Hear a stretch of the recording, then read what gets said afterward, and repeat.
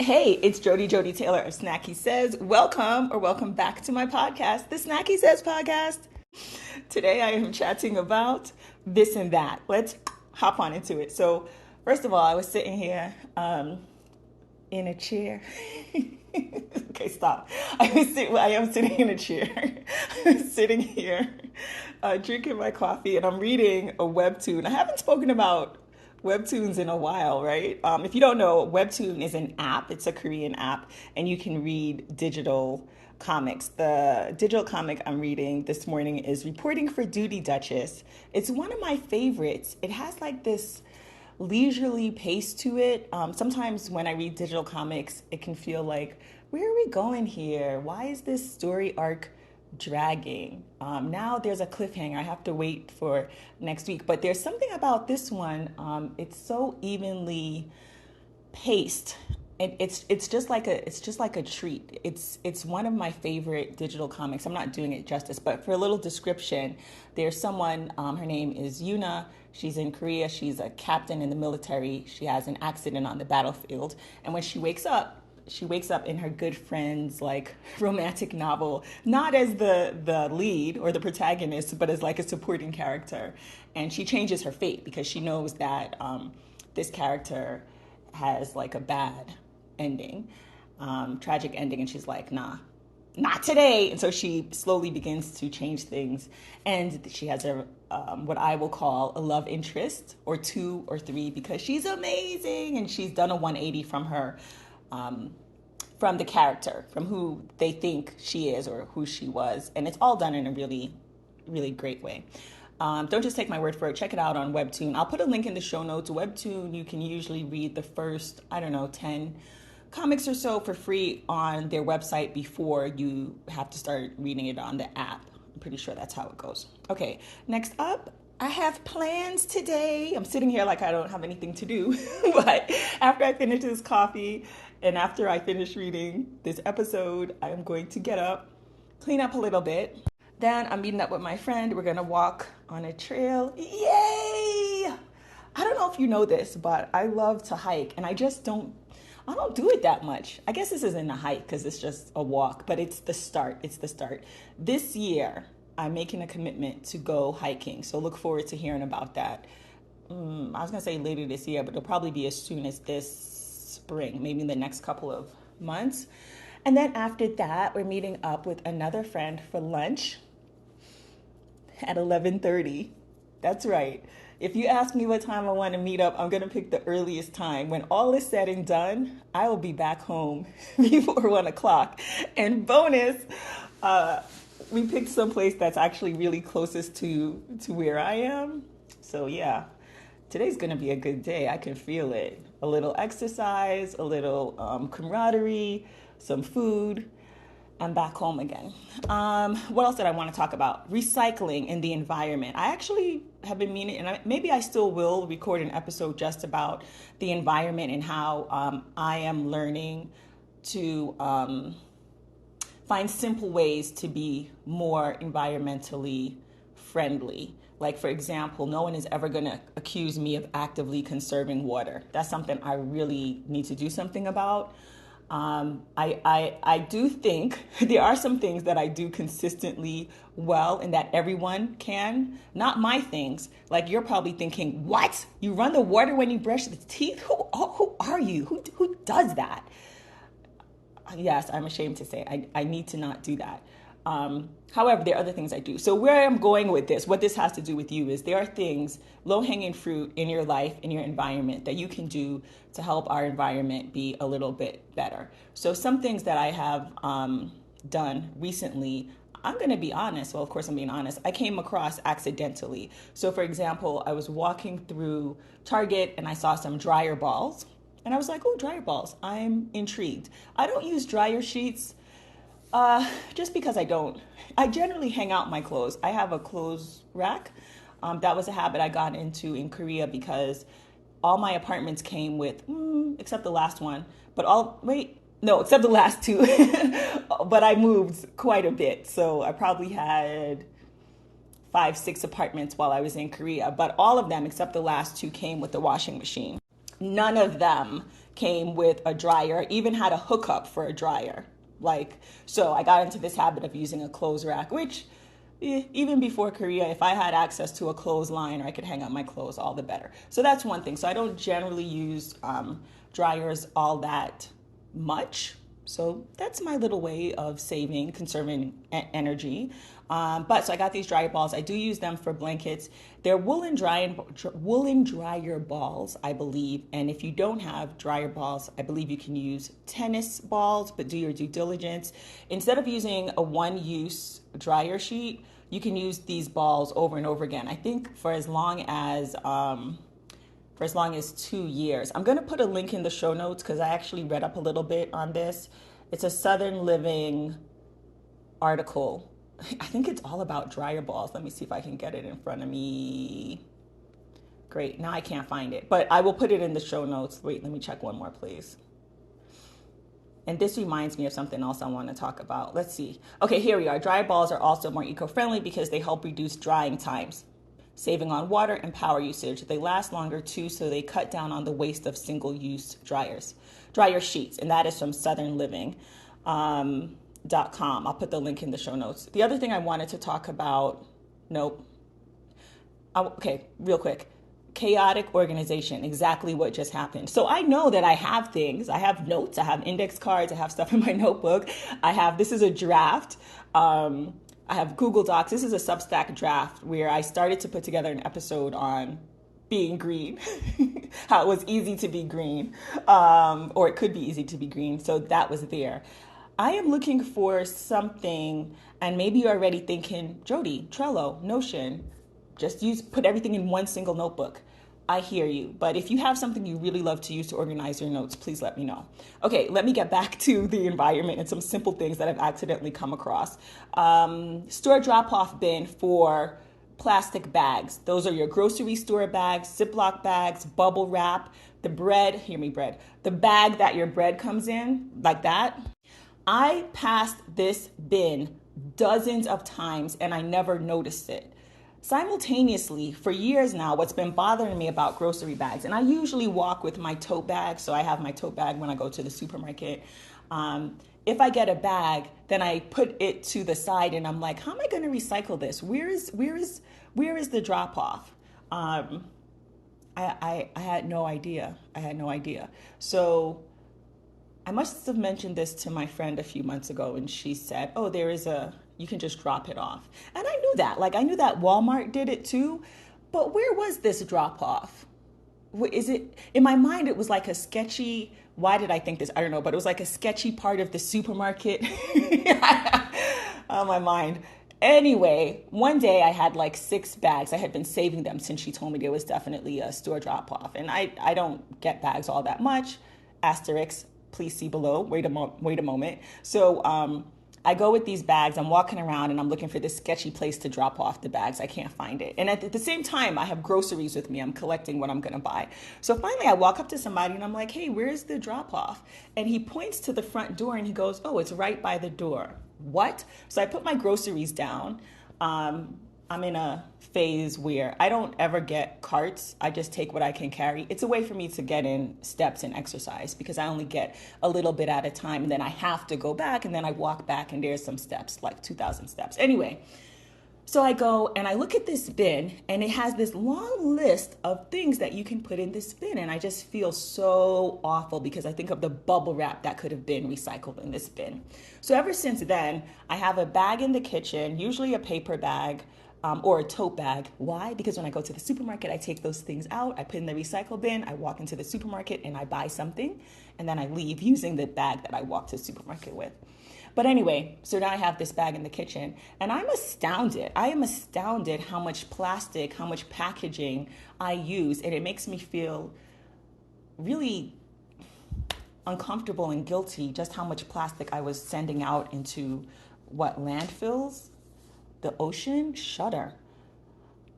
One downside of this, though, is I said earlier when I said asterisk, please see below, that I didn't used to get that many grocery bags, which is true.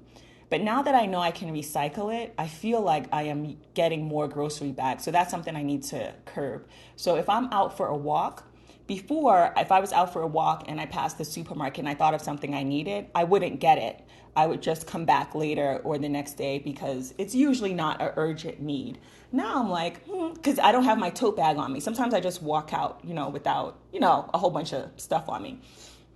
So now I'm like, well, I don't have my tote bag on me, but whatever, I can recycle this bag. And I don't think that's the best attitude to have. So that's something I'm going to change. Finally, I mentioned what was that? I had an episode where I was talking about cleaning the oven for some reason. I don't remember which episode it was, but it was fairly recently. Anyway, I was cleaning the oven and I got a scrub mommy. Oh, it was in the show notes. I don't think I spoke about it on the episode. I got a scrub mommy, anyway, to clean the oven, to help clean the oven. And I also got a scrub daddy. The scrub mommy is round, like it's literally a smiley face, and it's perfect for my coffee machine. It wasn't all that great with the oven, but it was perfect for my coffee machine. The coffee, what's that word? Decanter? That doesn't sound right. Coffee tankard? Nope. It's decanter. It's perfect for the coffee decanter. It's round. So I've been using it a lot ever since then. It's perfect to clean it. But I was just thinking this morning, I don't know if I'm going to get this again because it's fallen apart. And I was like, is it me? Is it because I used it for the oven a couple of times and maybe that's not the proper usage, but it was in the YouTube video, rabbit hole. Anyway, I remembered that I bought a box and two come in a box. So I take out the box and on the top it says, I'm recyclable, scan to learn about recycling rewards. So I was like, yes, of course the box is recyclable. It's a paper box, but I was curious. So I scanned it and sure enough, you can recycle the sponge. What? Color me intrigued. So I'm going to go to the website and go through the steps and recycle my sponge. The other thing I was wondering was like, what is this? I should probably just check and look. But I was like, this sponge is falling apart. Am I consuming things from this sponge? What is it made of? I can't tell what it's made of. Well, I'm doing a quick look. But now I feel better about it because they're recycling. And I don't think it's plastic or anything like that, but I'm not 100% sure. So to sum up the environmental part of this episode, open your environmental eye. You know, like how folks talk about your third eye. So your environmental eye is looking at the packaging to see how you can recycle it. This is a whole recycling rewards program. If I'm not mistaken, they probably give you I'll find out shortly, like a little discount on the next sponge you buy or something like that. Look in your grocery store, your neighborhood, do they recycle things that you didn't think of?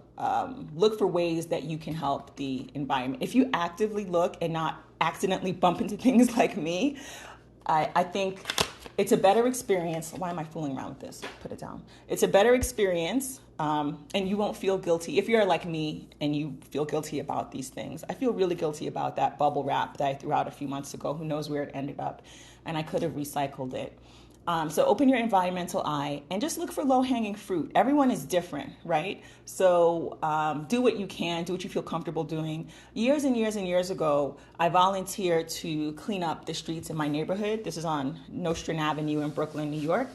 And she's probably listening, but I met one of my good friends this way. We had met online, and with friendships, any type of friendship, any connection, get offline as soon as possible and meet people in person. And we met in person. We're still friends to this day. And it was such a great experience. But I knew within 2 minutes that this was not for me.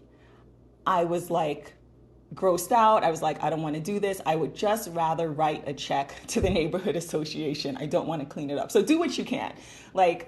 I'd rather write a check, and maybe for you just want to go out and clean up the neighborhood. Or, hey, don't drop litter. That's just a policy I have since I was a kid. Give a hoot, don't pollute. I just don't do it, right? So just do what you can.